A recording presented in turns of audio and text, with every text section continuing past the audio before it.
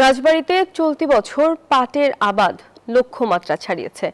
পাট কাটা ও জাগ দেওয়ার ব্যস্ত সময় পার করছেন কৃষকরা। তবে উৎপাদন খরচ বাড়ায় ন্যায্য দাম নিয়ে চাষিদের কপালে এখন চিন্তার ভাঁজ। সরকারের পক্ষ থেকে পাটের যৌক্তিক মূল্য নির্ধারণের দাবি চাষিদের। কৃষকদের লোকসান কমাতে সহায়তার কথা বলছেন কৃষি বিভাগ। রাজবাড়ী থেকে মিথুন গোস্বামীর পাঠানো তথ্যচিত্রের ডেস্ক রিপোর্ট। আষাঢ় শ্রাবণের বৈরী আবহাওয়া উপেক্ষা করে মাঠ থেকে পাট কাটায় ব্যস্ত সময় পার করছেন কৃষক। তবে এবার উৎপাদন খরচের টানাপোড়েনে পাট জাগানো নিয়ে দুশ্চিন্তায় কৃষক।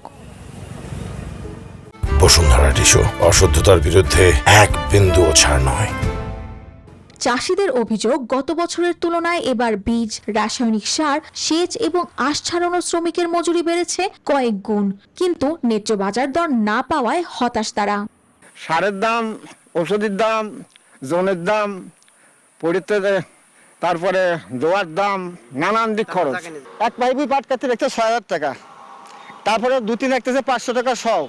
এই সরকার নেট দিয়েছে ২৫০০ টাকা, তাহলে কৃষক যাবে কোথায়? হ্যাঁ, নিচে পাটের প্রায় ৬,০০০ টাকা হওয়া দরকার, তাহলে গিয়ে কৃষকের কিছু থাকে।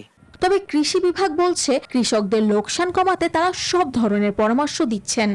চাষিরা যাতে পাট আবাদ করে তাদের লোকসান না হয় সেজন্য আমরা শুরু থেকেই বীজ বপনের শুরু থেকেই আমরা তাদেরকে বিভিন্ন ধরনের পরামর্শ প্রদান করে আসছি।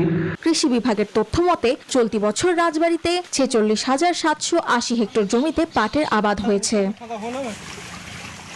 Desk report, news 24।